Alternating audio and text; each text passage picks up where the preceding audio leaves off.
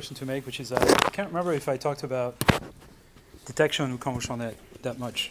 I think I talked a little bit about it. Did I? Yes, you did. Good.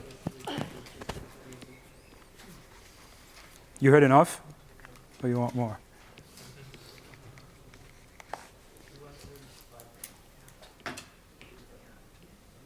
Say again?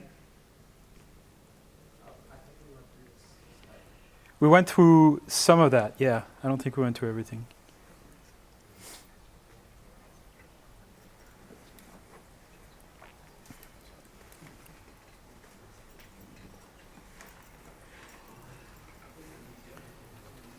So I don't think we talked about segmentation, for example.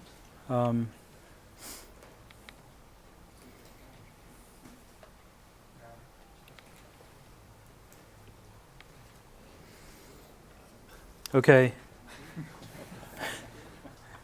Same gag as last time, huh? All right.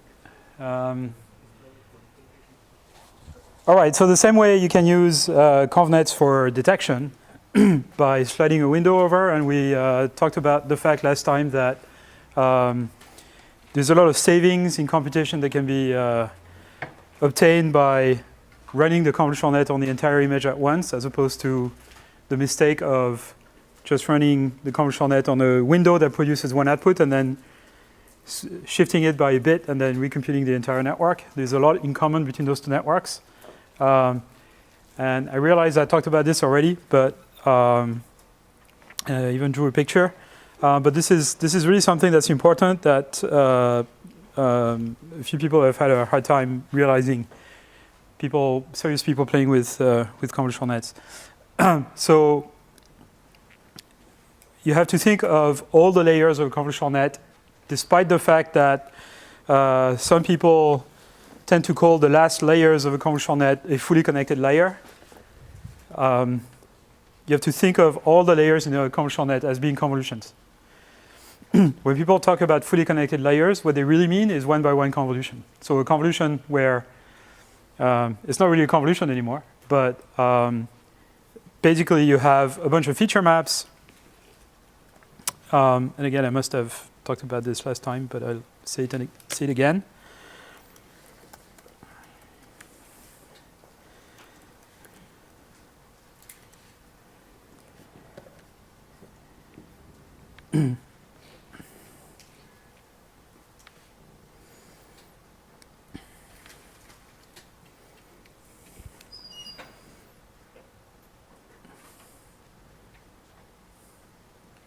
So, so just to redraw the picture I had last time, which disappeared because my machine crashed.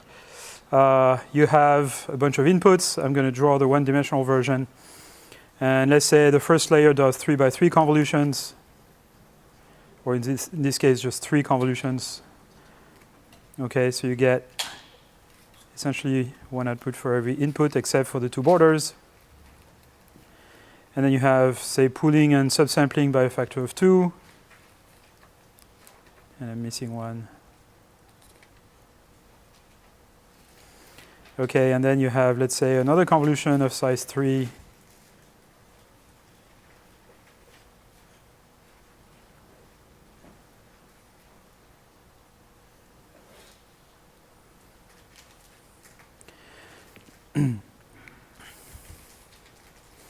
Okay, and then people use what is often called fully connected layers, which looks like this. So in fact, coming out of the board here, there is a bunch of units that are all the different feature maps, okay? So you can think of this as one feature map, but you have a whole bunch of feature maps coming out of the board. In a two-dimensional convnet, again, this is a plane, and the various feature maps will be coming out of the board as well. So these look like a single connection, but they're not a single connection. They are a matrix between the feature vector of corresponding to all those units in the various feature maps, going to all the units going in this feature map, right? And conceptually, it looks like a one-by-one convolution. So fully connected layers don't exist. They're just one-by-one convolutions. They're just implemented differently because it doesn't make sense to actually loop over, to treat them as convolutions but conceptually they're one-by-one convolutions. So what happens here is this network, this output is influenced when you kind of trace back. It's influenced by this set of inputs. Okay, and the next guy over is influenced by another set of input that's shifted by 2. Why shifted by 2? It's because we have pooling of size 2 here. Okay, and so the amount by which two adjacent outputs will be shifted by on the input is equal to the product of all the subsampling ratios of all the pooling layers or the convolution layers that do subsampling inside the network. Okay.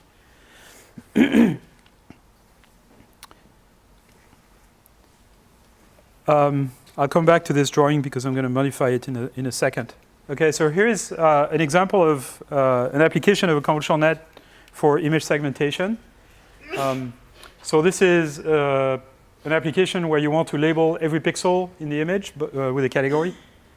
In this case, these are videos of developing C. elegans embryos from the biology department at NYU. And we want to be able to figure out how many cells there are, and so identify the nuclei, the cytoplasm, the cell membrane, and the outside. And so each of them is classified as a different category. So we have a bunch of images that have been labeled at the pixel level that we use to train the ConvNet. So the image comes in, there's an image on the output as well that we use as a desired output, and we just backpropagate through the entire thing.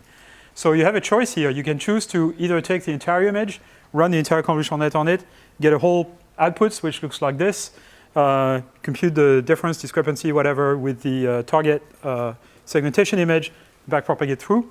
But you also have the option, but the problem with this is that this is like, an image is kind of like a large batch, if you want. So you also have the option of taking a small segment of this image, propagating it through. You get a smaller image on the output, possibly with a single pixel, and then you put the corresponding desired output, backpropagate, update. The advantage of this being that there's an advantage and disadvantage to this, to kind of working on small images. The advantage is that your batch is smaller now, so you're kind of exploiting more the redundancy between the samples to, stochastic gradient will be able to better exploit the redundancy between the samples. On the other hand, you lose a lot of computation because of this drawing. So here, all of this computation here of all of those guys between those two copies is the same. And so if you view this as one input sample and that desired output sample, and this as a different input sample and this as a different output, then you train those two things separately, you're redoing this computation for nothing. So there is a waste there, which is particularly bad if you have a large network in 2 dimensions, even worse in 3. So it's a trade-off between training at the image level or training in just one. Sometimes the optimal is somewhere in between. So very likely at the end of the process, what you get on the output is something that's not particularly clean, because there's not much information in those images, so you get a lot of mistakes. It's very difficult just by looking at a neighborhood of pixels here, if it's cytoplasm or something else. So you get a lot of mistakes, so you have to clean it up. And you can do this with a graphical model or another convolutional net, as I'll show in a minute. Actually, let me show you this slide. So here's a beautiful application of convolutional nets for segmentation. This was done by my friend Sebastian Song at MIT. He's now at Princeton with his student Viren Jain and Srini Turaga. And they're working on something called connectomics, whose purpose is to reconstruct the sort of a brain circuit from a 3D high-resolution image of a piece of brain tissue. And I think I mentioned that last time as well a little bit, but I don't think I showed this video. So what they did here is that you take a piece of brain and you slice up a slice of 5 nanometers, take a picture with a scanning electron microscope, and then slice another layer of 5 nanometers, take another picture with a scanning electron microscope. So you get this volumetric image. very high resolution. And then the problem is to label every voxel, now they're not pixels anymore, in this three-dimensional image, as to whether it's it's on the membrane of a cell, of a neuron in that case, or whether it's inside or outside. Okay? And once you can do this, if you can do this more or less well, almost perfectly, then you can do a little bit of cleanup and then segment each of the neurons. Here, these are kind of axons or dendrites of neurons. They're actually showing only a few % of all the neurons here in this piece of brain circuit. This is a very, very small piece of brain circuit. This is 8 years old now, I think this work, 7 years old. They do a lot better now.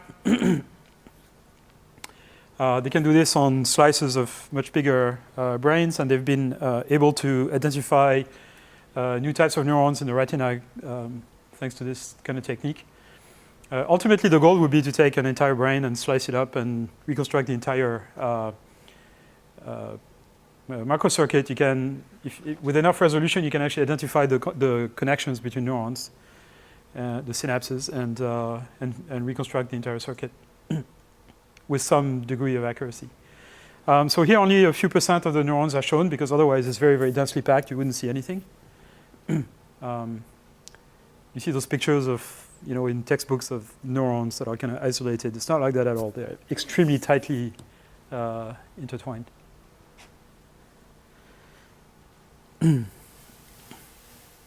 So what they did for this, what they used for this is a three-dimensional convolutional net, where the kernels, the convolution kernels, are 5 by 5 by 5, and I think they have 6 layers of them. No pooling, no subsampling, just convolutions. And they train the network not to classify voxels, but to classify links between voxels. So they take a pair of voxels, and there is a link between them, and the convolutional net tells, basically is a two-class classifier that identifies whether the two voxels that are on that link are of the same nature or not, whether they're both interior, both exterior, or one is on a membrane, the other one is interior or exterior. Okay, and that's what they use in the end. They use some sort of graph segmentation algorithm, graph-based segmentation algorithm to come up with this picture. But it's far from perfect. They've made a lot of progress on this. Here's another project. This is something my group worked on at NYU from 2005 to 2008. So here the goal is to drive a robot, and this robot is about this tall, about this big. It weighs about 100 kilos, and it's supposed to drive itself in nature. And it's a little difficult because you don't know what obstacles are going to look like in advance. So you can rely a little bit on sort of handcrafted, hand-engineered systems to do the driving based on stereo vision, for example. So if you have 2 cameras, this particular robot has 4 cameras. So if you have pairs of cameras, it has 2 stereo pairs.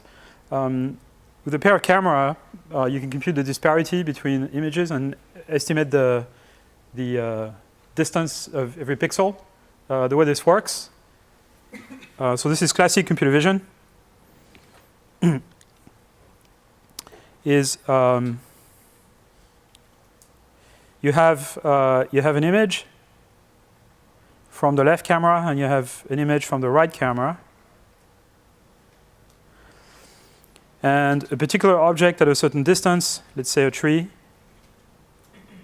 is not going to appear in the same location in the 2 images.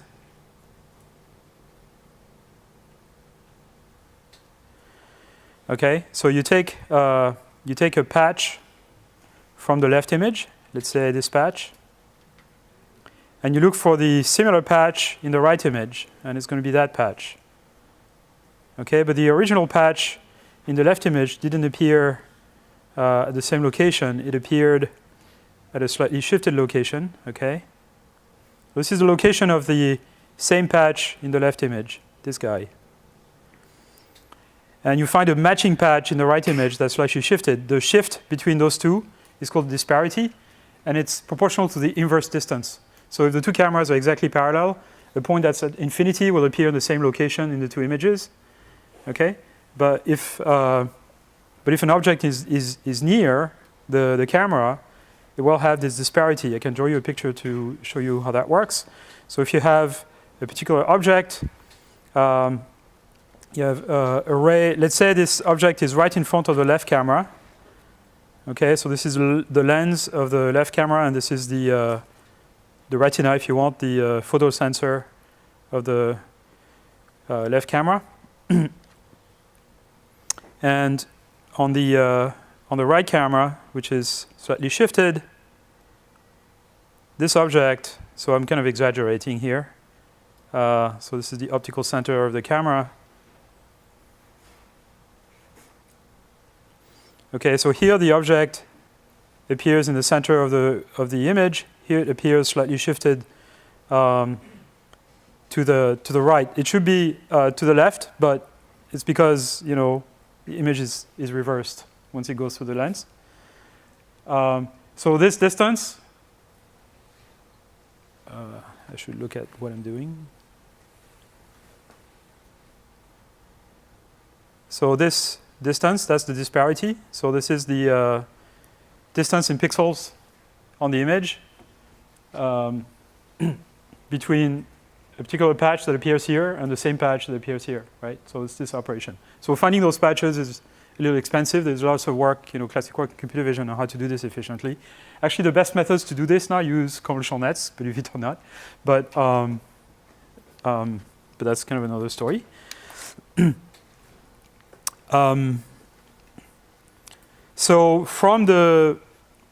So basically what that allows you to do using this search, for every patch on the left image, you look for the corresponding patch in the right image. And what that gives you in the end is an image, the same size as the left image basically, that where every pixel is labeled by the disparity, which is a distance to the same patch in the right image. For this to work, the images have to have been what's called rectified, which means correct for aberration of the camera, so that straight lines are straight lines and everything. But in the end, what you get is a map where every pixel is labeled by the inverse distance of the corresponding object in the image. Okay. So what that allows you to do is basically what you get, instead of having just flat pixels, what you have is a bunch of pixels that you can actually place in 3D. That's what we call a point cloud. So this is sort of a representation of this point cloud here. So to drive a robot, a wheeled robot at least, you can only drive it in kind of flat areas, more or less. So what you can do is you can fit a plane to those pixels, and then whatever sticks out of the plane is something you probably can't drive over. Okay? So for things that are nearby, up to a certain distance, you can identify objects that stick out of the ground using stereo vision. Okay?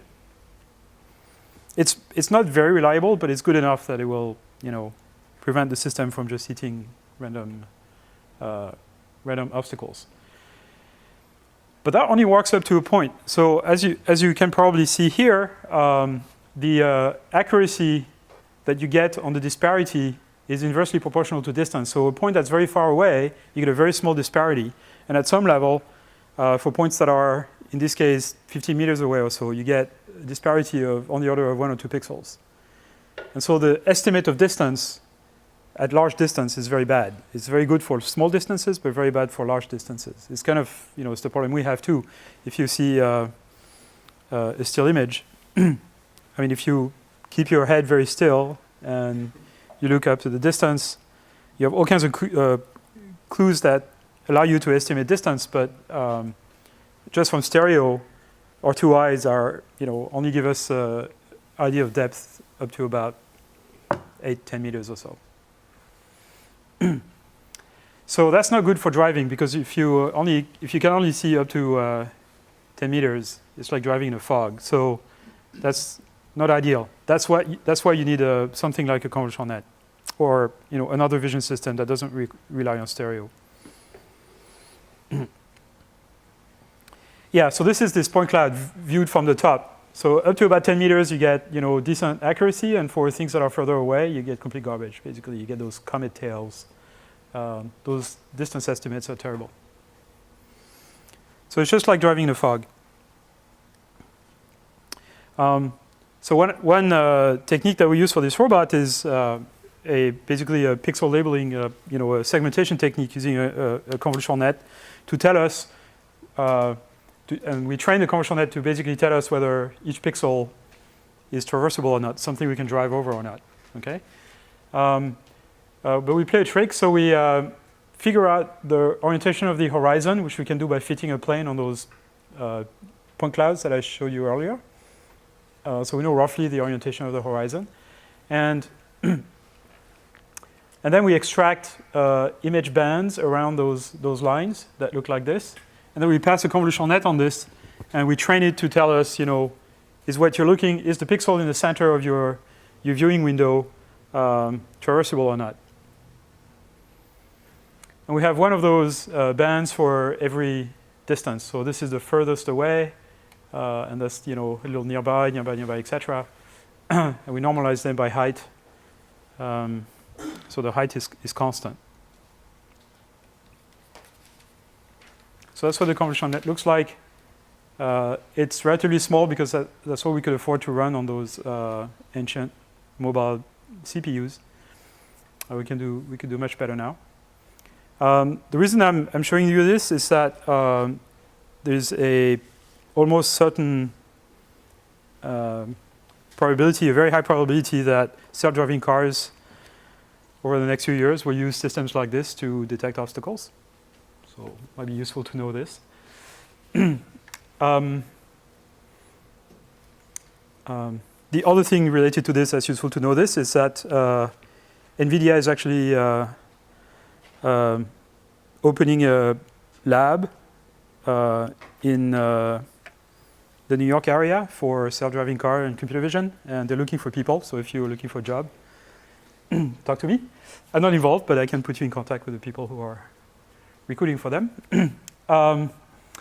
So anyway, so you have one of those image bands, and you apply the convolutional net to it, and what it's it's got pooling and subsampling mostly in the horizontal direction, and it gives you a map of whether the pixels are every pixel is traversable or not.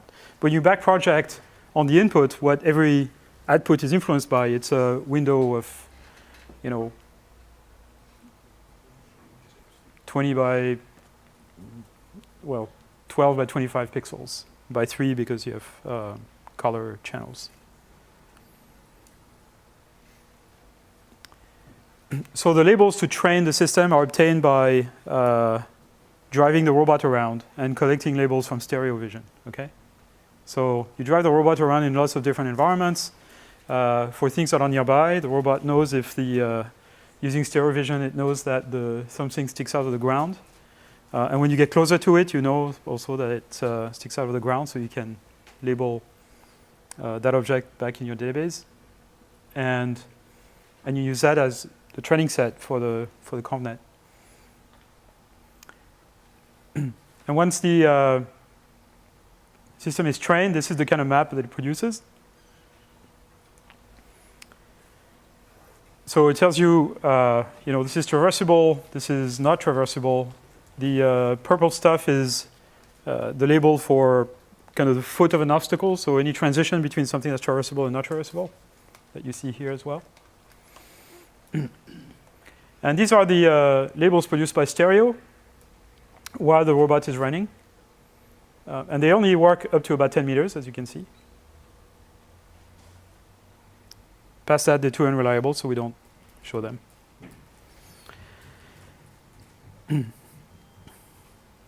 Other examples. So it's nice because you can identify this pathway, and you can do long-range planning with the robot here. It figures out you could probably pass through here.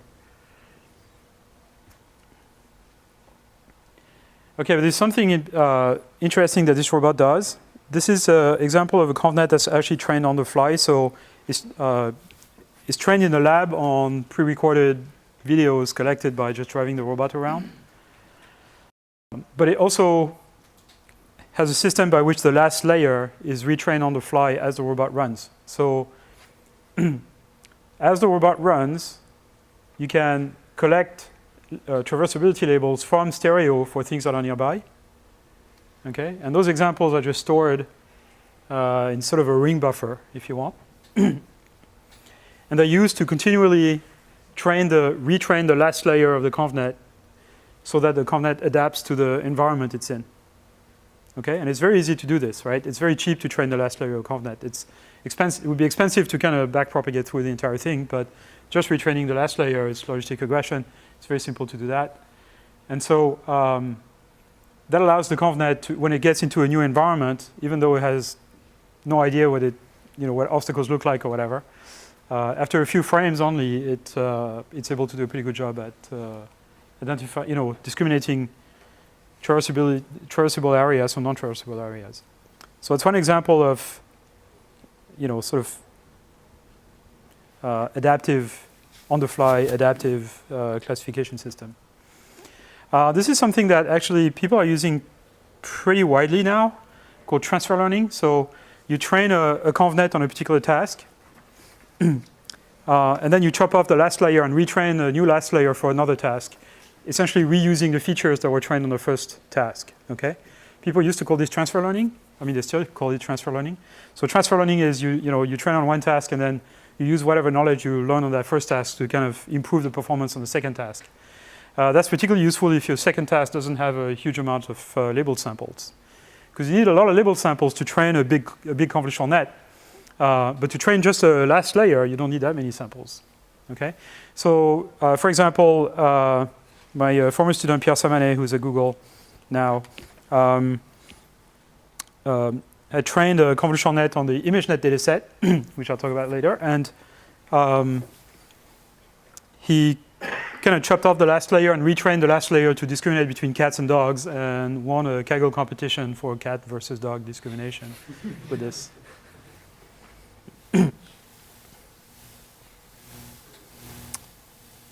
Okay. So,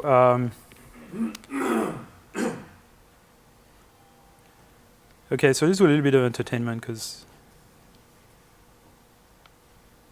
might need that.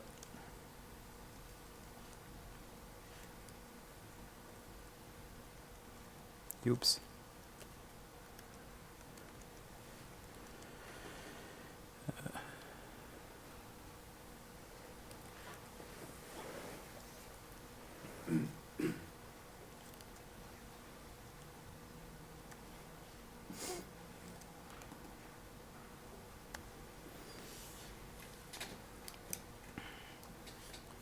So this is a video of this little robot running around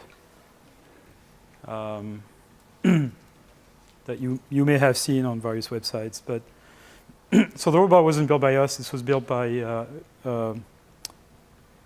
place called NREC, which is sort of a spin-off of Carnegie Mellon that builds robots for the government. And so it's got those two stereo pairs. This is it's got actually 3 usable computers. So here the system uses just pure stereo vision, and it needs to get pretty close to these people. I had a ponytail at the time before it figures out that there is an obstacle. I mean, here it's actually crippled a little bit, and here the convnet is turned on, so it has long-range vision, and it's able to see from the start that there is this wall. It has a goal behind it, so it has the goal is a set of GPS coordinates, so it knows where it needs to go in GPS terms. Same here. This is Pierre. And this guy, Marco here is holding a radio transmitter with the kill switch.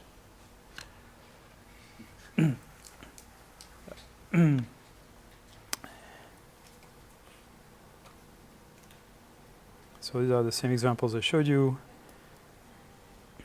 So that's the sort of console display that you see as the robot runs, and it puts the result of the traversability labels in a map in which you can do planning.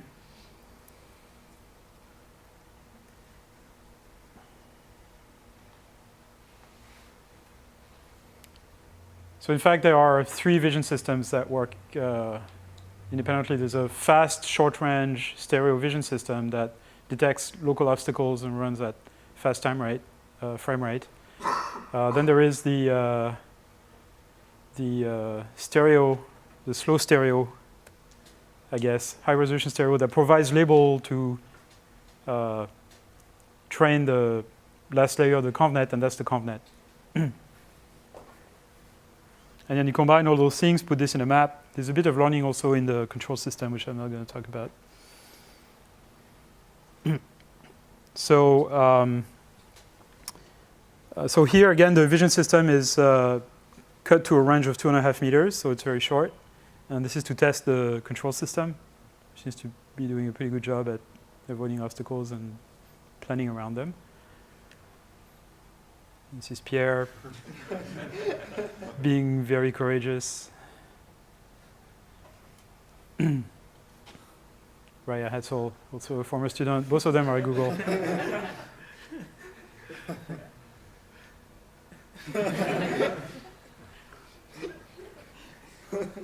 So when I show this at the end of my talks, what I say is that the way I select my PhD students is that I have them write a piece of code for this and stand in front of the robot.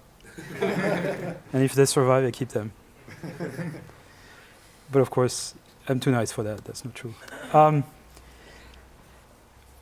Okay, so here's another example of how you can use convnets for segmentation. And this is a slightly more difficult problem called semantic segmentation. So here, the problem is not just to tell whether a pixel is traversable or not, but to actually give the category of the object the pixel belongs to. And so people have called this semantic segmentation, semantic labeling, scene parsing, various names in the computer vision literature. This is work that's about 4 or 5 years old. So the principle for this is exactly the same as the previous example. You take a whole image, it's been labeled at the pixel level. You run through the convnet, or you take a chunk of it if you don't want to train on full images. And you have a labeled image, and you just, train it to produce the right labels. But the problem with this is that it doesn't quite work, or at least not very well. It's because, every output in the network is going to have a limited window of influence, determined by the size of the kernels, the subsampling ratios, all that stuff, right? In this case, the network has only a few layers. It's designed to have a 46 by 46 window. We couldn't make it much bigger than that because it would run, at the time on the machines we had, this was pre-GPU. It would take too long to run, and also because the data set we had only had about 2,000 images, so we couldn't train a giant convolutional net without overfitting. So the problem is, that's the window, the side of the window, 46 by 46, that will influence a particular decision for the category of the central pixel. But if it's on a gray pixel from the sky, or from the mountain, or from the street, from the road, or from the back of that truck, the system can't really tell the difference between all these. It needs a bigger context to be able to tell the difference. So the trick here is to use the same image at multiple scales and feed them to the same convnet. Okay, so you have 3 copies of that convnet. They share the same weights. And you run through a few layers. Once you get to the some level of features, you're obviously going to get feature maps that are smaller here and smaller here than they are here because they're applied to smaller images. So what you do is you just upsample them so that they match the size of the higher resolution one. And you do this simply by replicating pixels, okay? And you concatenate all of those feature vectors together. So what you have now is the first third of those feature maps contain the information about this high resolution square, and then the second third for this slightly lower resolution square but a bigger context, and the last third for basically the entire image, so we can tell you, what's in the image globally. Okay, and then those concatenated feature maps go into a few more layers that eventually go to the outputs. The output being itself a bunch of maps, each of which corresponds to a category of objects that we can we can look at. Yes. What did you mean by upsample? Upsample, that means, so there's several ways to upsample, but you can upsample by pixel replications, which is what we did here. So essentially, the low resolution feature map, say, is 3 by 3, okay, and the high resolution feature map is 6 by 6. You simply replicate the pixel, you copy them, right? So this pixel turns into 4 pixels, okay, and this whole thing now is 6 by 6.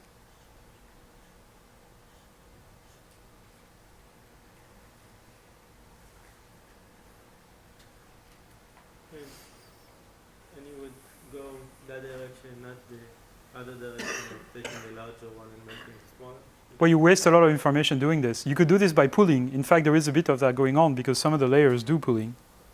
Okay, so that's something else that I need to mention, which is that if there is any kind of pooling and subsampling in the network, the resolution of the output map is going to be less than the resolution of the input, right? So in this case here, there is 2 layers of pooling and subsampling by a factor of 2. So you get 1 output for every 16 pixel, every 4 by 4 block of pixel on the input if you want. Yes? So is there any specific way you choose the smaller patches, or do you just randomly pick them? There's no randomness here. It's all,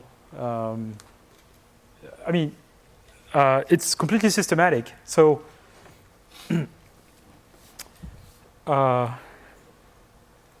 right, so you take the whole image, you apply the entire convolutional net to the whole image, you get a map here.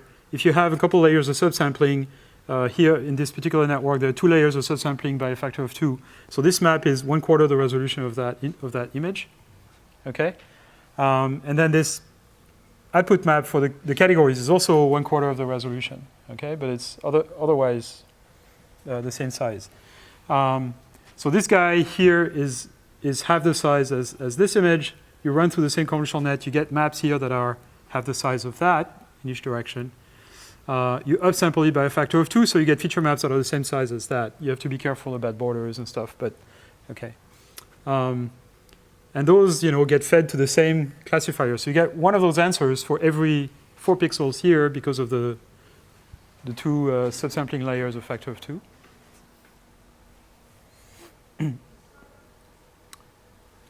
But I'm just drawing this window as to represent the area of influence of this particular output here. If I take this output, then its window of influence would be here. But really, this guy sees all the patches in the input simultaneously. Yeah. You said we chose this architecture because it was a while ago. Yeah. Would you do it similarly now, or do something a little different? So the way we would do this now is that we would build a much bigger network that we can run on GPUs at decent speed. We would pre-train it on some big data set, ImageNet or whatever, okay, and then fine-tune it on this particular data set that has a relatively small number of samples. Also, now there are much bigger data sets of this type. And the third trick we would use is that we would use weak supervision. So basically, this is something I'll talk about later, but you can train a system to automatically do segmentation without actually telling it where every object is. There's actually a few papers coming out at CVPR about this particular topic. Essentially, well, let me give you kind of a quick idea of how this works. The basic idea is you build a convolutional net. So again, I'm going to do a one-dimensional version. Okay, so you have an input. You run through your convnet, and the convnet produces a map on the output. So each of those guys is a category for whatever window of influence, the central object that's in there. Okay, so let's imagine that this is an image that may contain one or several objects, but nobody tells you where the object is. So you don't have bounding boxes, you don't have outlines, you have nothing. I'm just telling you there's a dog, okay? So one option is you put a pooling layer, a large pooling layer here. Okay, so you could imagine, so let's say you have 10 categories, so this guy has 10 feature maps. Okay, this is number of feature maps. You get 10 of them, one per category. And you put a giant pooling layer, and you get 10 outputs here, one for each category. Okay, and these guys are just switches. Okay, max pooling, essentially. And the way you train this thing is you show an image, and you tell it there is a car, but I don't know where. And so this guy is going to do max pooling. If it's properly trained, it's going to focus on the car, and then the part of the network that sees the car is going to get some gradient from the top, right?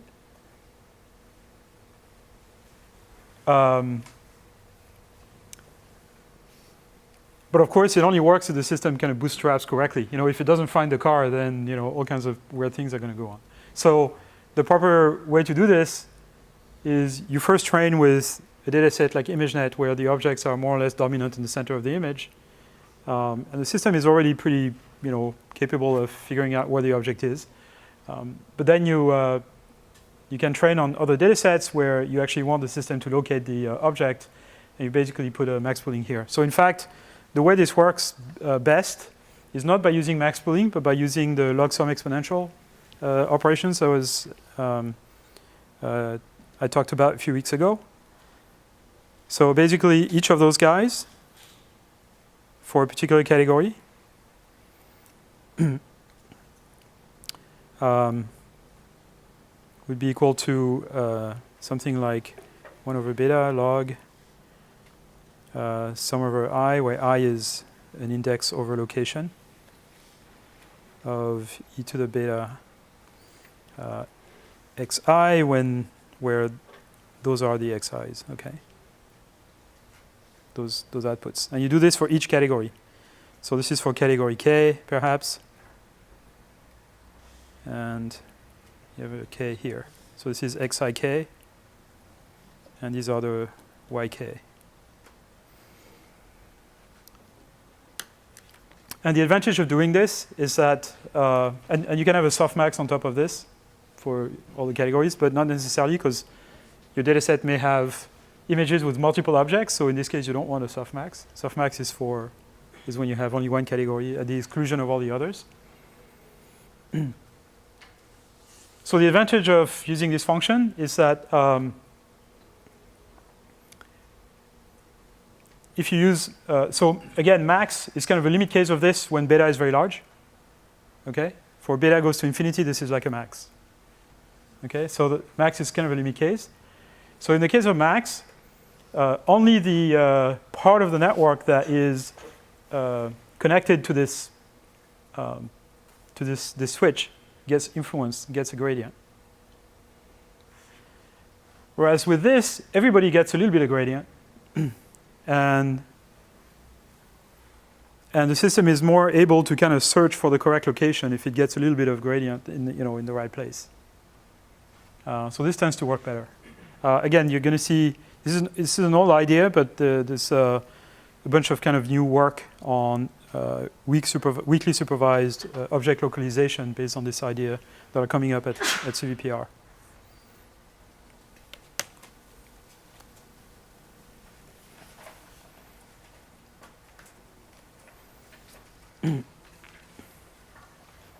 Okay, so you train this convolutional net, and what you get is sort of a blurry label image, if you want. So each color here represents a category, if you want.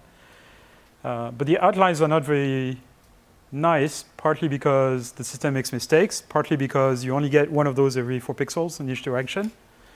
And what you'd like is kind of a precise outline, okay? So a very simple trick that's used in one of those systems is to, there are sophisticated methods to kind of clean this up, but a very simple trick is to do what's called a superpixel segmentation. So this is a very simple process by which you find groups of pixels that have similar colors in the raw image. And so you get kind of little blobs of pixels that have all similar colors. And the boundaries between those blobs, those superpixels, tend to line up with the boundaries in the image. like in this case, for example. So then you just do a majority vote over superpixels. So you take all the pixels in the superpixels, you see what category the system tells you it is. You add up the scores for each of the categories within the superpixels, and you pick the category with the largest score. And that sort of cleans up the result.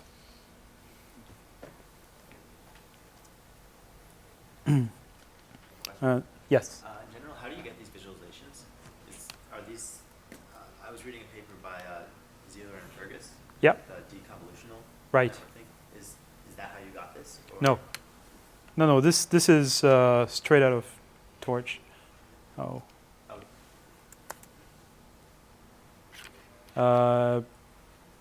Yeah.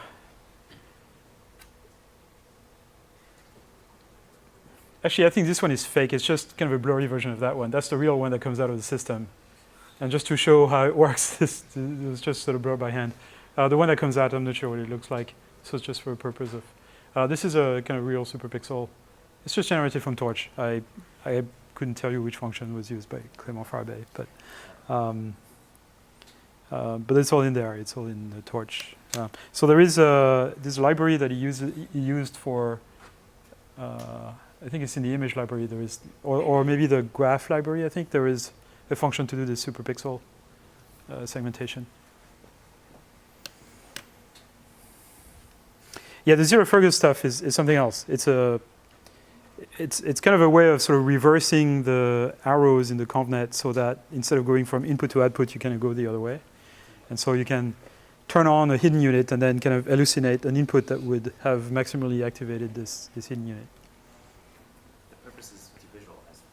Yeah, the purpose is to, well, I mean, there are two purposes. The original work on deconvolutional net was to kind of produce something that looks like a convolutional net but is a generative model. So, you know, it produces, you could think of it as kind of producing some sort of distribution on images. And you can think of it as a convolutional net where all the arrows have been flipped. So if you have an image, you kind of do inference through gradient descent to figure out the state of the top layer that would best, and the state of the switches that would best explain the input. And this is done by doing kind of successive forward and backward pass, right? So you take an input, and then you run through it to kind of set the max pooling switch positions, and then you do gradient descent in label space or feature space to minimize the reconstruction error. Okay, and so you get a new reconstruction and you run it again through the max pooling in the backward direction now. It's forward for a classical convolutional net, and you can alternate between those. So that's a deconvolutional net, and then they use that trick, that code essentially to generate visualization for a classical convolutional net. So they train a convolutional net on ImageNet. And then you put an image, you run through, say, a car, you run through, and then you look at an output that's highly activated in one of the feature maps, and you say, what if I just turn on, now I'm going to run through a deconvolutional net where I'm just going to turn on this particular unit in this feature map. I'm going to keep the switch positions for the max pooling the same as what I had in this image, and generate an image from that. Okay, and you get those motifs. And so depending on where you put where you activate the features, if it's at the bottom, you get an edge. If it's one layer up, you get kind of a little motif, a grating or a corner or something like this. Another layer up, you get a part of an object, and a couple more layers, you get an entire object.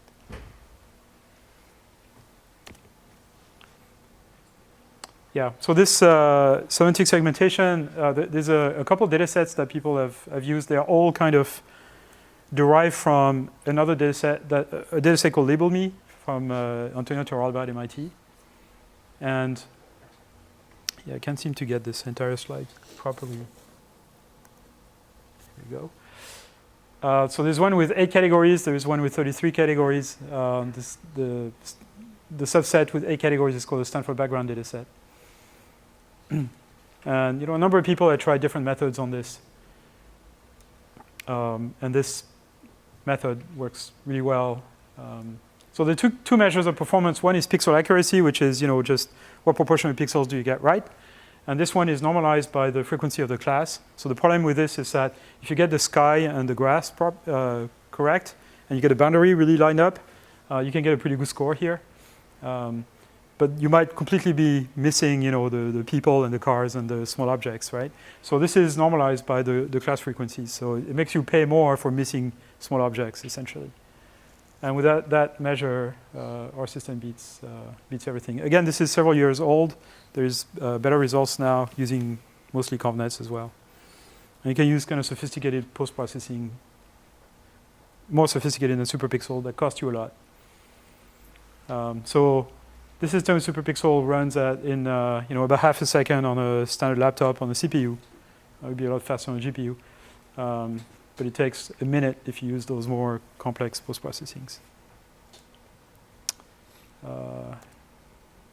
Nice. So this is actually the street we are on. This is Washington Place. And so there's someone riding a bike with a helmet with USB cameras and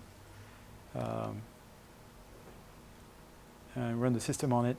So it's far from perfect, particularly since the display driver is crappy. So it looks even worse than it normally is. But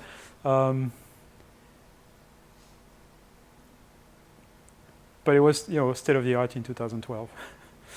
So you see the helmet with the USB cameras. It's like a Triceratops or something. And so it's not perfect. It's easily fooled. Here the processing, of course, is frame by frame with no temporal consistency.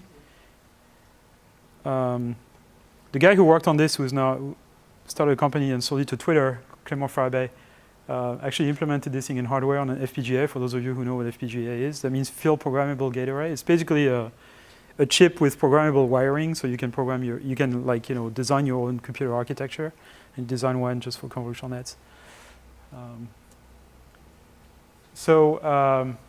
The follow-up work was using temporal consistency to kind of clean up the result a little bit, so you get less kind of jumping around of categories, and that sort of improved the result a bit. All right, any question so far? We already had a bunch of questions. Okay, let's take a short break. Okay. So let me say a few more words about this picture, because I think it may not have been completely clear to some of you, given the question I'm having. So the reason I'm calling this a fully connected layer, as I said, this is a kind of representation of a feature map, but there is a whole feature map here. There's a whole bunch of feature maps, I'm sorry, in this thing, which I was enjoying. So each of those guys have multiple versions, for each feature map. I'm just kind of drawing a slice of a one-dimensional ConvNet without drawing the different feature maps for each layer.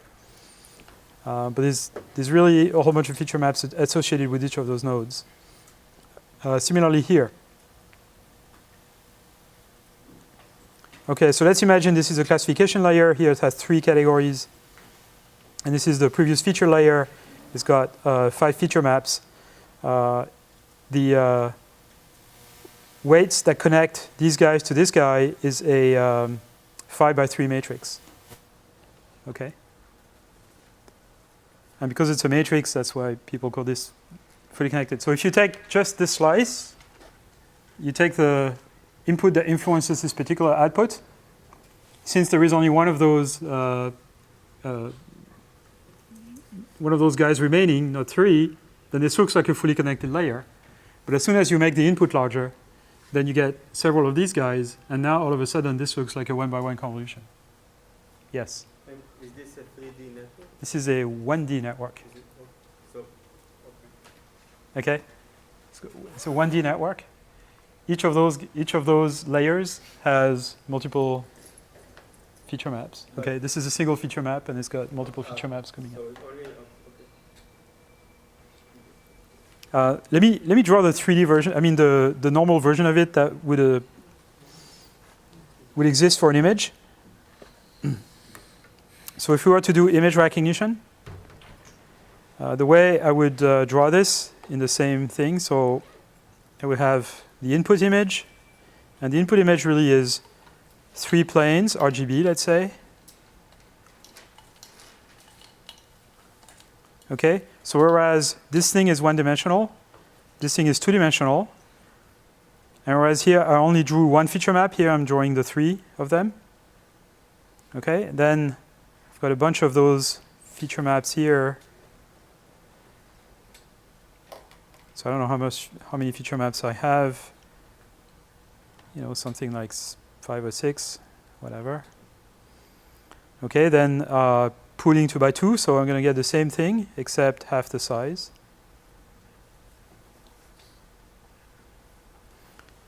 Let's see, how many of those do I have? 5.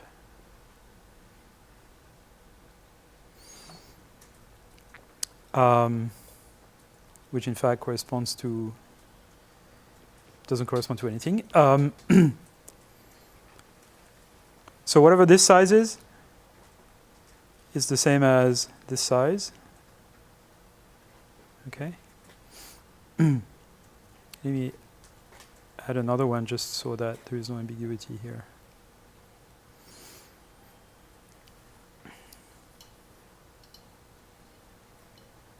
Okay, and then you can have a whole bunch of those guys. So I'm going to draw this as kind of a 3-dimensional array rather than a bunch of individual planes. And then the fully connected layer is not a fully connected layer. It's just something that produces, again, a 3D array where this size and that size are the same, but the number of feature maps might be different from this number of feature maps. Okay, so each of those vector here is connected to the corresponding vector on the previous layer through a matrix, okay, which is this matrix here.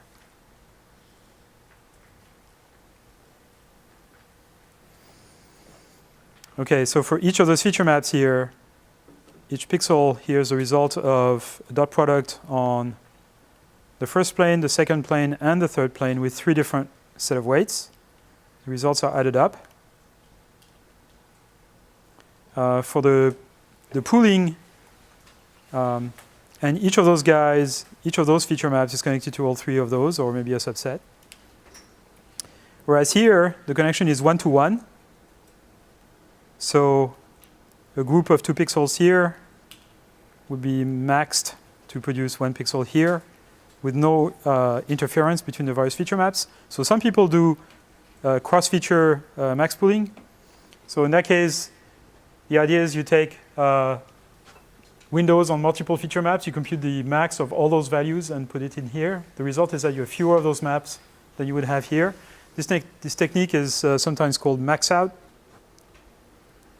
Okay, so it's basically a max over multiple units, and you can dispense with the values when you do this.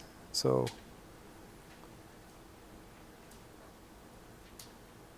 max over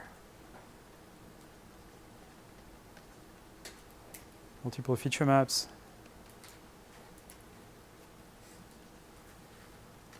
It's called max out. This paper at ICML 2011, I believe. 12, 13, something like that. Okay, question mark. By a fellow called Ian Goodfellow.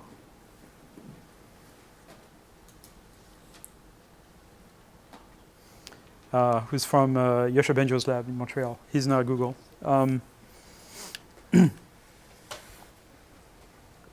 So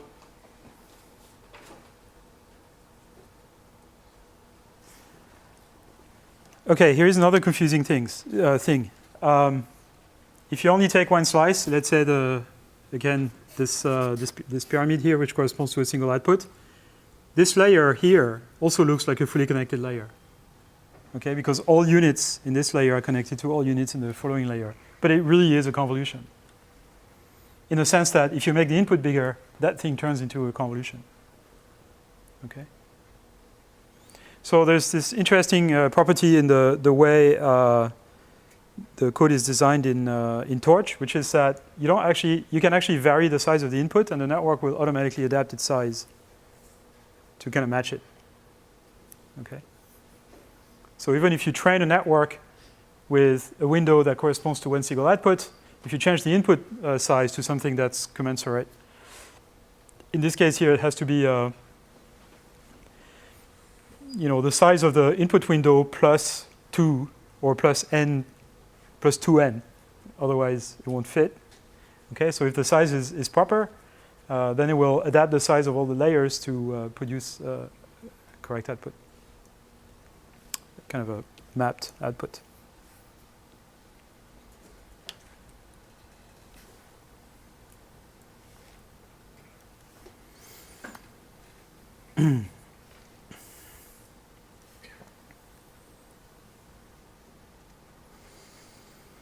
Okay, so what happened in the last 2 years or so, 2.5 years,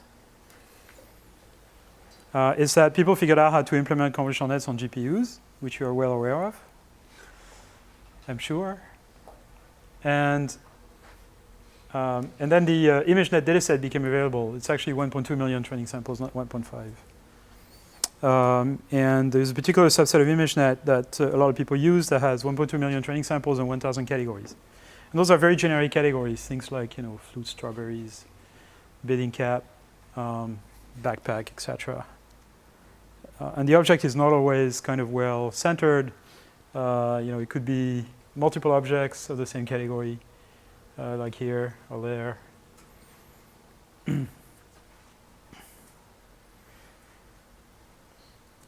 Okay, and the history of this is that, so some of you probably know this history, but it's interesting to hear about it. Basically, convolutional nets have a reputation of being very difficult to get to work. The joke that a lot of people were saying is that, if you were not me or one of my students, you basically couldn't do it. Which obviously was not true. It was just an excuse for people not to work on it. And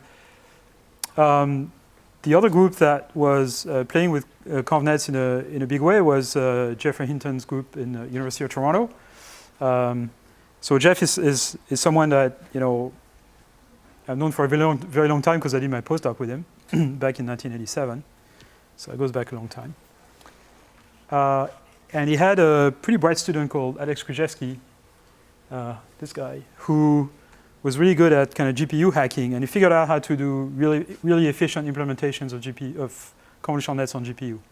And that allowed them to train convnets that were much bigger than all the stuff we could use.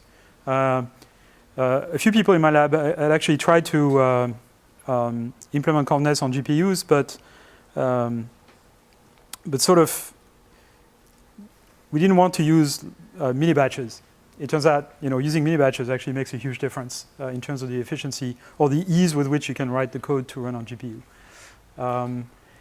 And so anyway, so Alex kind of worked for quite a long time on getting this really sort of efficient implementation, and then for about a year worked at kind of refining various architectures to train on ImageNet. So this was 2012 roughly, 2011, 2012. And he came up with this architecture, which is altogether not very different from the stuff we were, in principle, from the stuff that were being worked on here at NYU. In particular, we had proposed to use rectification as the nonlinearity for the layer, as well as contrast normalization between the layers, and using max pooling was an old idea that many people were using, including us. So the basic components in there existed already, but sort of putting it together in this very large network with 800 or so million connections, and a ridiculously large number of parameters, 60 million for the time, was really what made this work for this large data set. So we trained on ImageNet. At the time, it would take about 2 or 3 weeks to train a decent network on this particular network on 2 GPU cards at the time. And he got astonishingly good results. He participated in the 2012 ImageNet competition and got 15% error. So this performance measure is you count an error when the correct category is not in the top 5 among the 1,000 that are proposed by the network. So you take the score of 1,000 categories. This goes through a softmax, and you rank order them, and you take the top 5. If the correct answer is not in the top 5, that counts as an error. And with this network, they got 15% error. All the competing approaches were getting at least 25%, more like 26 actually. And so the world of computer vision was stunned. This happened at a workshop at ECCV where the early results were presented. And the room was packed. And some people in the room said, okay, that looks really cool. This is the way the world is going to be now. And other people said, oh, that doesn't really count because ImageNet is actually too easy. And there was sort of a number of different reactions. And some people say, oh, okay, the difference is not that large. By tuning those systems, I'm sure we can catch up. But what happened is that it actually created a revolution in computer vision. So everybody within a year switched to using convolutional nets. Only a year before that, we couldn't get a paper accepted at CVPR with a convolutional net in it. So that tells you, and the reviews we were getting, this is 2011. So this was the paper on semantic segmentation I was telling you about before. We actually submitted this to CVPR 2011. And it was rejected where the comments were, what is this convolutional net stuff? Basically, people had no idea what it was or didn't believe the results.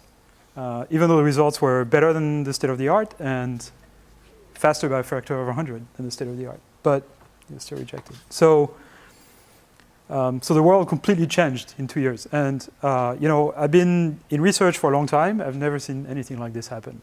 Like an entire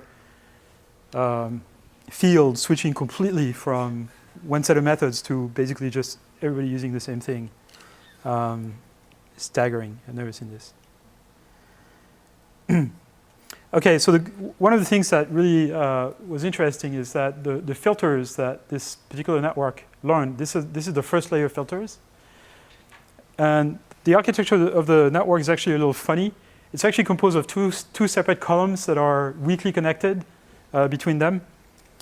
And those two columns are, influence sort of different filters on the input. So you end up having filters here that basically only look at luminance, and other filters that look at more kind of color information, and they're kind of separated in two. So because the results were so good, it attracted the attention of industry, of course, and so these guys got basically acquired by Google in 2013, just a few months after the results were published. And this was deployed in Google products within a few months of that. 3 months. It was very, very fast. Google, before that, had started the Brain project, which was working on deep learning, but they were using different techniques, and they had kind of a different way of training them using a large network of CPU machines. And they basically abandoned all this pretty much overnight and switched to using GPUs and training those networks to do image recognition, and deployed this in a lot of products. Since then, they've deployed this for video, text, and speech recognition as well. So convolutional nets everywhere. Okay, I show this because it's fun. So this is, around May 2013. I had a collection of pictures on Google+, and so I typed, and this system was, used by Google to tag images in Google+. So I typed bird in my collection, and it came up with a whole bunch of images, some of which have nothing to do with birds, but they are in a directory called birds, so they pop up anyway. And mostly birds, including baby birds That's more like an octopus than a baby bird, but it's close. It looks a lot like a baby bird.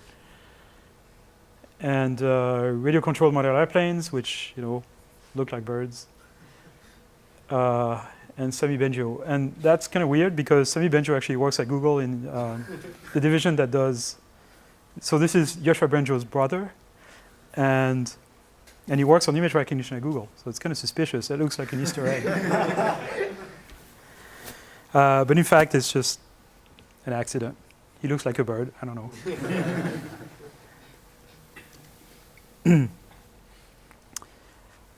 So a couple months later, we came up with a sort of similarly efficient GPU implementation of our own at NYU, and built a network that's slightly different. That's called Overfeed, and got decent results with that. But and there's two versions. There is a fast one with kind of small filters and a more refined one. So this actually leads me to another point I need to make, which is stride. Okay, so all of those networks use is convolution with stride at the first layer. So believe it or not, the very first convolutional net that I implemented at Bell Labs I started at the University of Toronto in 1988, actually used the stride convolution with no pooling. Let me go to another page.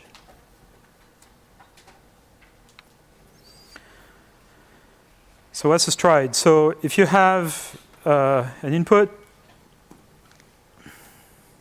stride is like subsampling for pooling, but for a convolution. So let's say we have a 3x3 convolution. Instead of applying the same 3x3 convolution, the same 3 kernel to the next set of units, I'm going to shift by 2. Well, okay, I'm going to shift by 2 instead of by 1. Okay, so it's convolution with subsampling. So there are, I don't see the pointer if it's that color. Where am I? So there are units here that you do not compute, basically.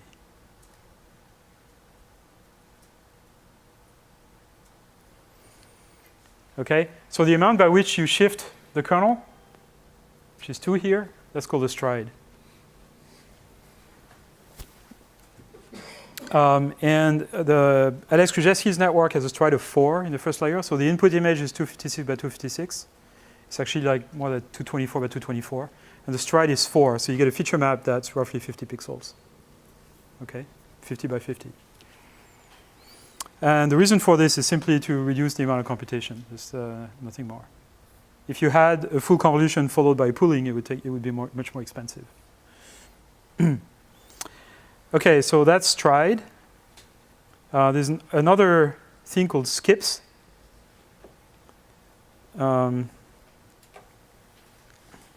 Didn't switch to black. So a skip is, I have the same input.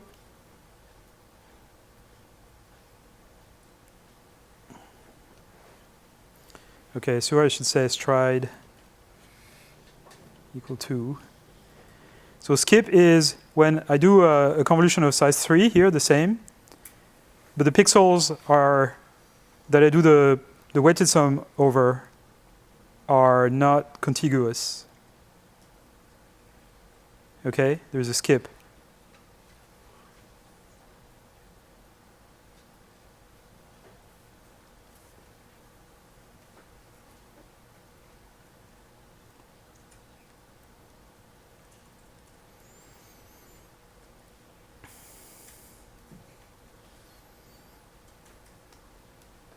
So that's the stride.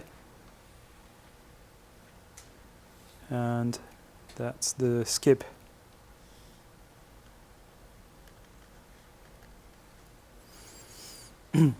Okay, unfortunately, it's not like there is a convolutional layer object in Torch that you can specify a stride. You can't really specify a skip because the efficiency of that code would be very different. but it's something that is useful when you want to do full pixel accuracy in a network that has pooling. And I'll draw you a picture to explain that. So, so let's say I have, again, a ConvNet with convolution of size 3, etc. And then I have 2x2 subsampling. I mean 2 subsampling. And then again, convolution size 3.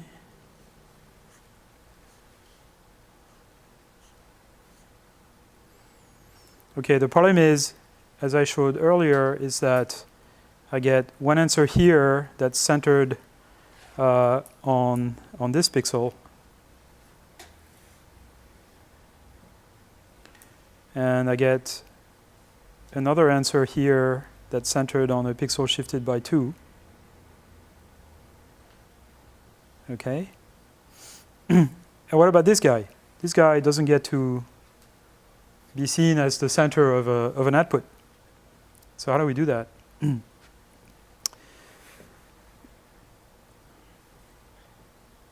So we would need a unit here that looks at units that we don't have.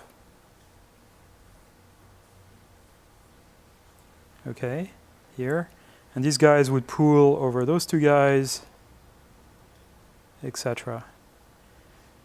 Okay, and now it works. Okay, so if I want an answer for every pixel on the input, if I want to use this for segmentation, I need to add those units here.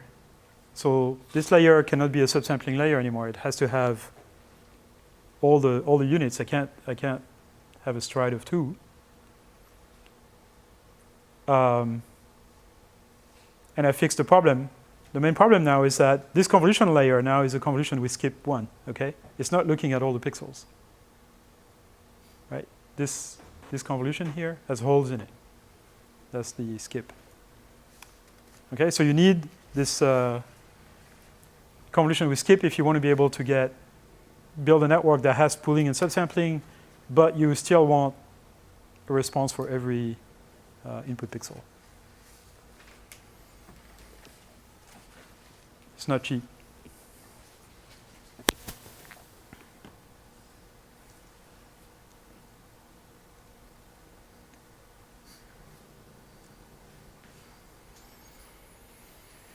Okay, so it's kind of astonishing that you get these kinds of filters when you train a ConvNet on ImageNet.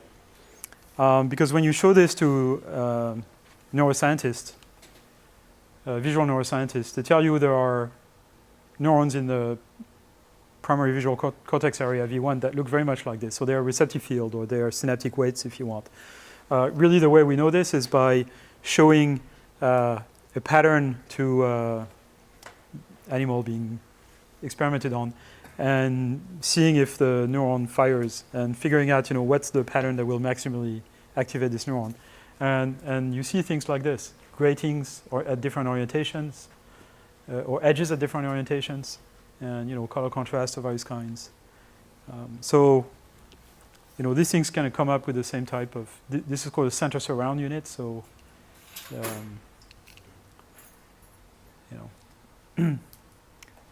right, so in terms of history, here's what happened, the revolution that happened in computer vision because of convolutional net. So in 2012, the only system of convolutional net was the Toronto system, the Krzyzewski-Sitzkever-Hinton system.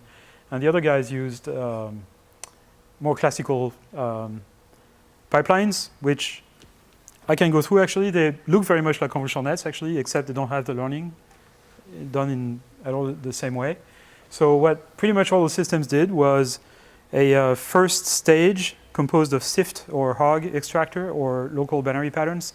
And when you think about what those things do is they extract edge orientations at every location in the image. and then construct a kind of pooling. There's a pooling layer on top of it that builds some sort of histogram of, how many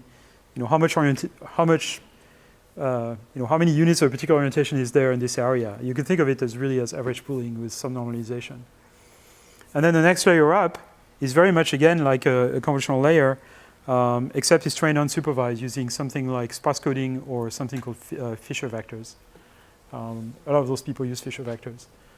They were invented by these people, actually, a guy called Florent Perronin at Xerox Research Center in Grenoble, in France.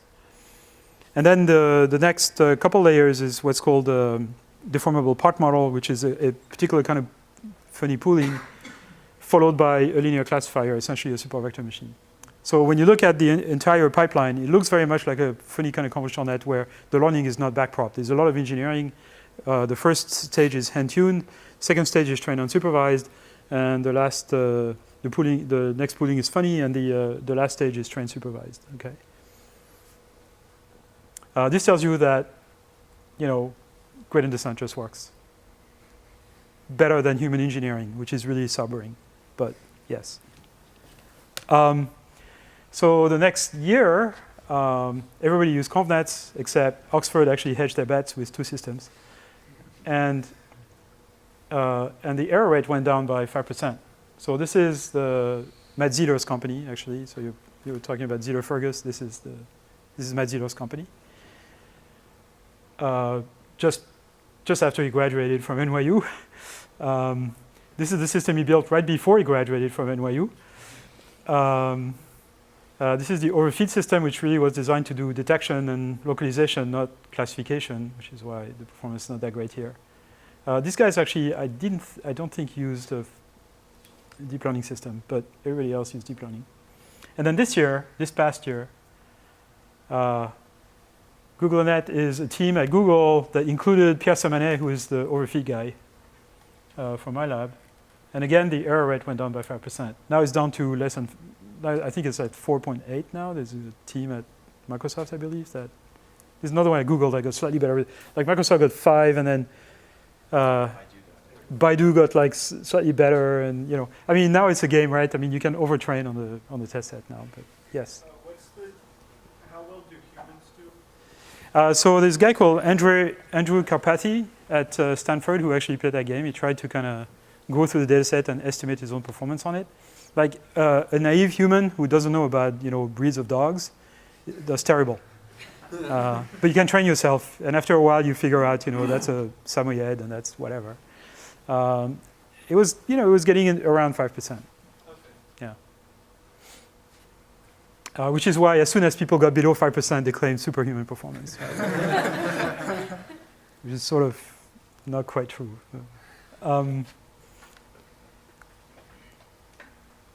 Yeah, I mean, so the error rate decreases pretty quickly. This is kind of a funny architecture which has like lots of layers in it it's called the inception architecture.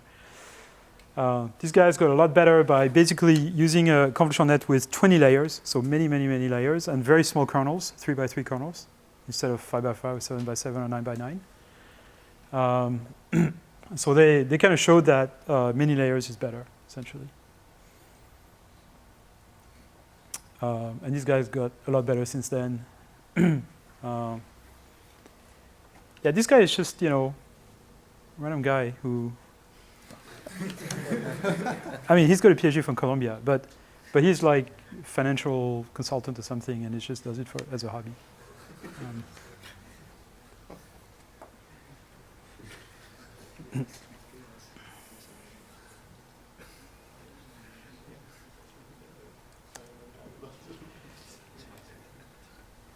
Okay, I'm not going to go into localization just today, I think. Oh, actually, I am.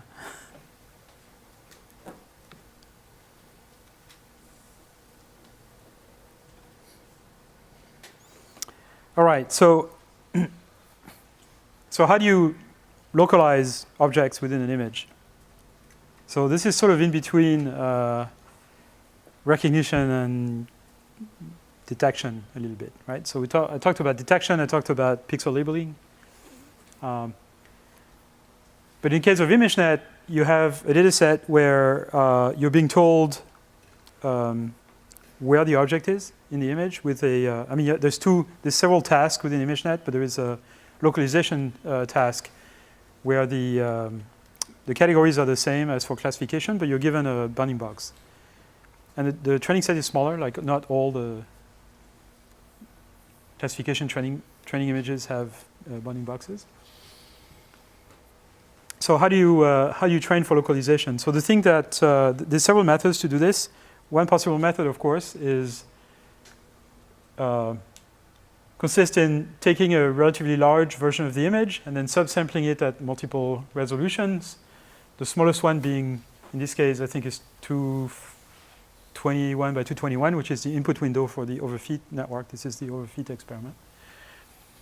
And then you have the same image at various resolutions, finer resolutions, and what you do is you apply the convnet as a convnet, and so at the output of this, you get a map for each category that tells you a score for each location in each category, right? So you have 1,000 of those maps, one for each category, and those maps, kind of like heat maps, if you want, that indicate the score for having a bear in that case at that location in the image. So you back project this pixel onto the input, and it corresponds to one of those yellow squares.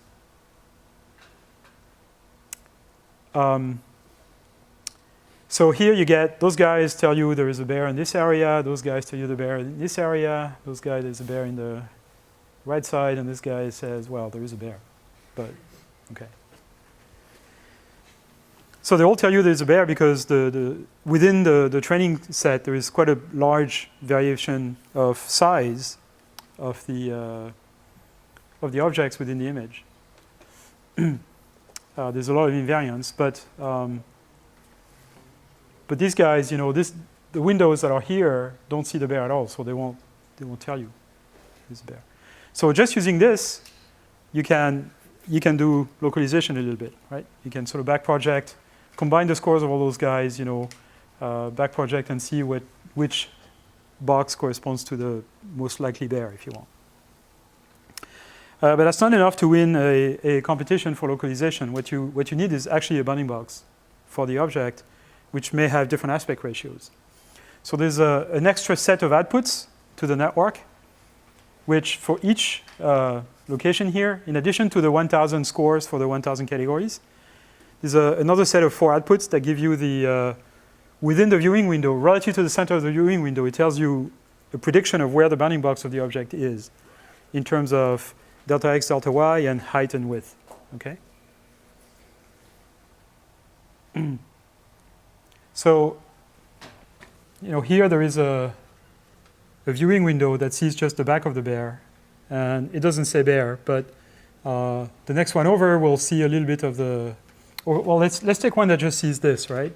So that might correspond to this guy. It only sees the head of the bear, but that's enough to say it's a bear. And that's enough to say that the body of the bear is to the right of the viewing window. Maybe the viewing window is like this, but it's obvious that the rest of the bear is on that side. So we can predict what the bounding box is. And it's just 4 continuous numbers. Okay, delta x, delta y, width and height. So if you have bounding box information at training time, you can train the system to predict where the bounding box is, given the viewing window.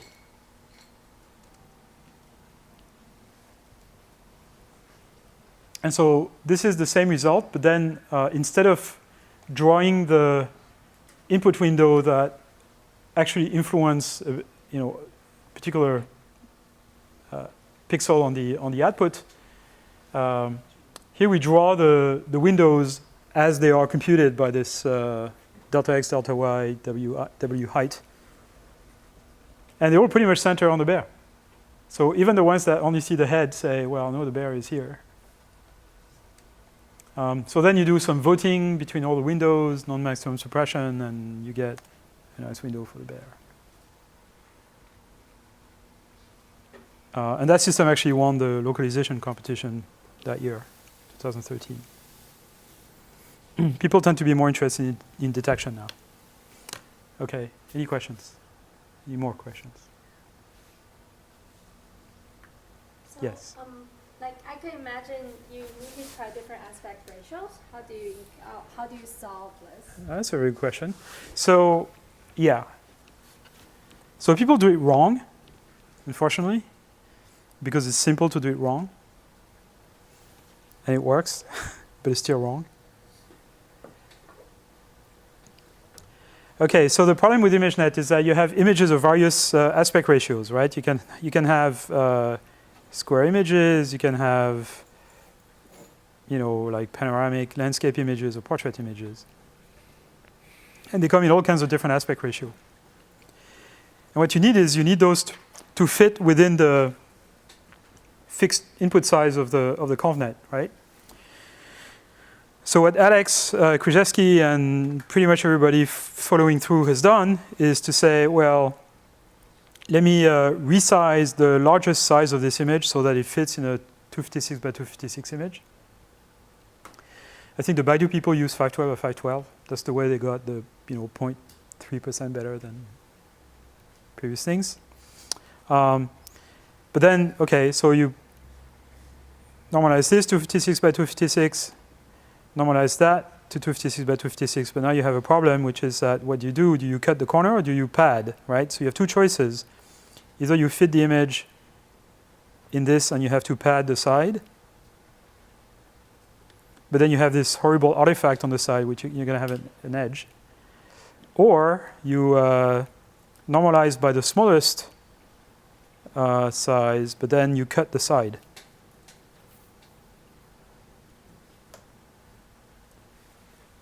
Okay, these are the two options, and of course, for the vertical dimension, you have the same problem. None of those is a good approach. Here, you're reducing the. It could be that the object becomes very small in there. Here, it could be that you're cutting. The proper way to do this is you make the network be variable size. So you allow. So basically, you normalize this way, where the smallest dimension is the size of the input window of the network.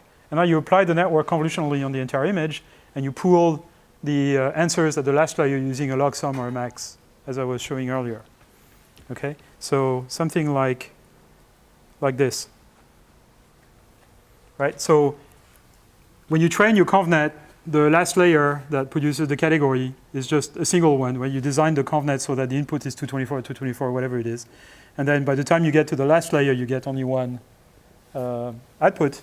Now, if you apply it to a larger image, you're going to get multiple outputs. You just pool them through max or through log sum exponential. And now what you get is a compound score for finding this particular category anywhere on the input. Okay, that's a proper way to do this. Not many people do this, actually.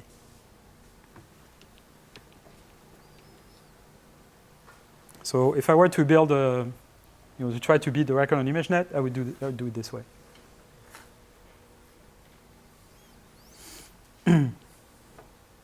But most people do it that way, or do it that way and cut the side, or they do it this way and then they run the ConvNet multiple times and then they vote the answers, which is sort of like what I was just talking about. So the way people like Alex Krzyzewski got the best results is that, in fact, he uses multiple convolutional nets and he applies it multiple times to multiple shifts. In fact, the data is also augmented. So the images are normalized to 256 by 256. But the network input is actually smaller. I believe for AlexNet is 224 by 224. So it's actually slightly smaller. And what you do is, after training, during training, you randomly crop the image that you show to the network with sort of a random shift. Okay, so you never show the full image. You show a small crop of the image, 224 by 224 crop at a kind of random location. So that trains the system to be, robust to shifts, essentially. And then at runtime, you run 10 different shifts through the network, and you vote the result. So it costs you a lot, right? Because you have to run the network 10 times. Really, you don't have to run the network 10 times. You can actually run convolutionally on the image and then average the outputs. Okay, you could think of it this way. In practice, that's not what people do because the code is not set up for that, but that's what you would do if you were smart enough. And to get those good results, you don't run one network, you run 5 or 10 networks that are trained with different initial conditions, so you get different types of errors, and by voting them, you can reduce the error. Right? So in the end, it's very expensive to do this. If you want to beat the result, it's very expensive. The systems that you use commercially to recognize images at Facebook, Google, etc., they do the shifts, but you don't run multiple networks. It's just not worth it. Okay, there's one trick to help with padding if you really insist on doing padding. And it's a trick that, again, we used for the image labeling, the semantic labeling system, as well as for the robot and for the ImageNet overfeed system, is that the input image is high-pass filtered. So here's how this works. So if you take an image, it's going to have dark areas and bright areas. So let's say there is, some sort of black blob here. Okay, so there's dark area in the center and white area on the side. If I take a row of that image, okay, I can represent it as a kind of a signal, if you want, which is going to be, so if this is 0, which corresponds to black, and this is, 1 that corresponds to white, it's going to be something like this, right? If the edges are smooth, if you want. Okay, so this is the pixel value as I move along this row. Okay. So what I'm going to do is I'm going to, by hand, build a convolutional filter that looks like this.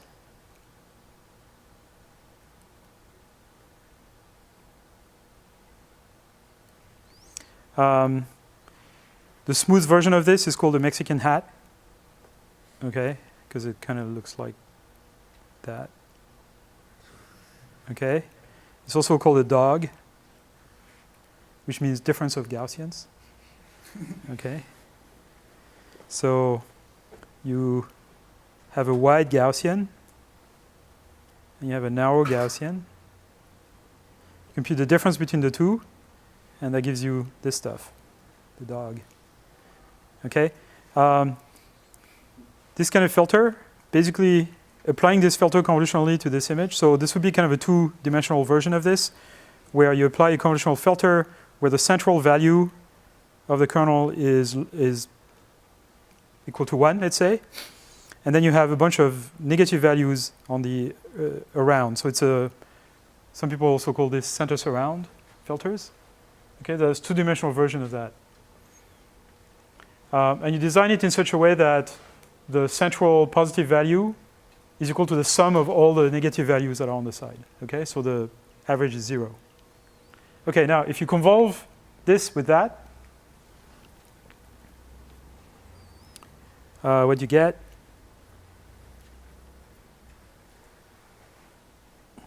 okay, so in areas where it's constant, you get 0. Okay? As soon as the filter starts to get in this area here, it starts being negative because you have kind of more, it starts being positive, I'm sorry, because you get, those negative stuff here get smaller values. And so the things start getting positive. And then it starts getting negative, and then it goes back to normal. So what you get is something like this.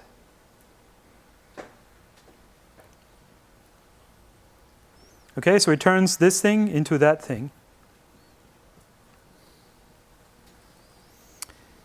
And that's called a high-pass filter. It's called a high-pass filter because it removes the low spatial frequencies and only keeps the high frequencies, the high spatial frequencies. And it's actually the difference between the identity and a low-pass filter, a blurring filter, right? So the way you can implement this is you blur the image, and then you compute the difference between the original image and the blurred version, okay? And what you get is a identity minus a low-pass filter, which is a high-pass filter.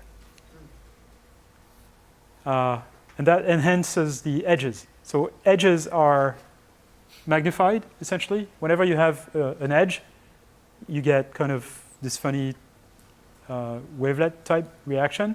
And whenever you have a uniform area, you get a flat response, okay? So why is that good for padding? Is because now if you apply this to an image, any uniform area is going to be 0. Okay, so this white wall here is essentially going to be 0 everywhere. And you can pad your image with 0 without creating artifacts in the image. Okay? If you don't want to do this, another possibility is you compute the average pixel value at this bottom row and the average pixel value at the top row, and you set all those guys to the average, to those averages. And that sort of limits the amplitude of the edge that you see here, which is an artifact. You really don't want the network to be kind of clobbered by the edge. So simplest technique, which I don't recommend you use, is you set all those pixels to 0. Okay, don't do that. Second simplest technique, compute the average pixel value, 3 colors independently, and set those pixels to the average values. And then third possibility, high-pass filter the image, and then pad with zeros.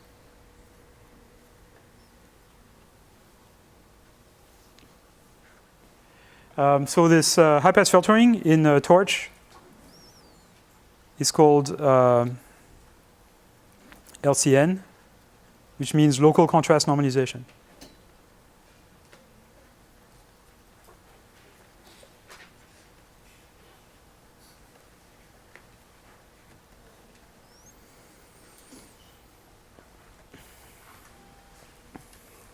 And people generally do this on the luminance channel. Okay, so there's something else I should have mentioned. Most people who play with convnets use just RGB channels as input. The proper thing to do, I don't think I mentioned this before, is to properly normalize them. So you take the R channel, okay, and you have the G and the B.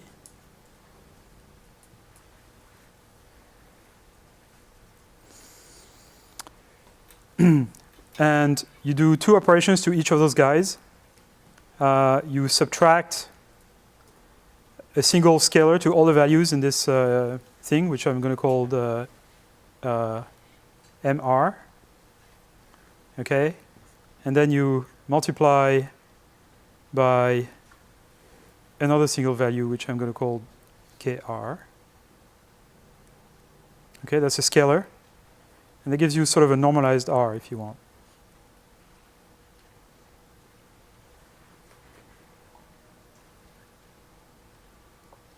And you do the same with those with the other channels.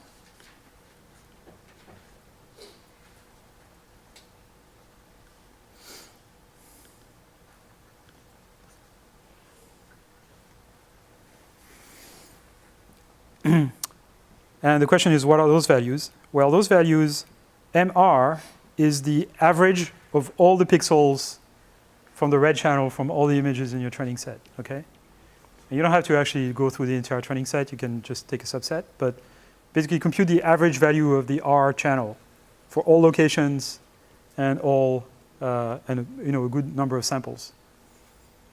That's the average R value. Subtract it. So now what you have is that on average over the entire training set, what comes out of this difference is 0 mean. And this K here is the inverse standard deviation of the R values over time. So take all the R values over the entire training set, okay, for every location, every training sample. Subtract the mean, square it, compute the average of that square, and then take the square root. That's the standard deviation of the R values to the mean. That's the inverse standard deviation, okay? So now what you have is variables that on average are 0 mean and standard deviation 1. Okay? And the original code of Alex Krzyzewski doesn't do this. That's a mistake. Okay, you really should do this.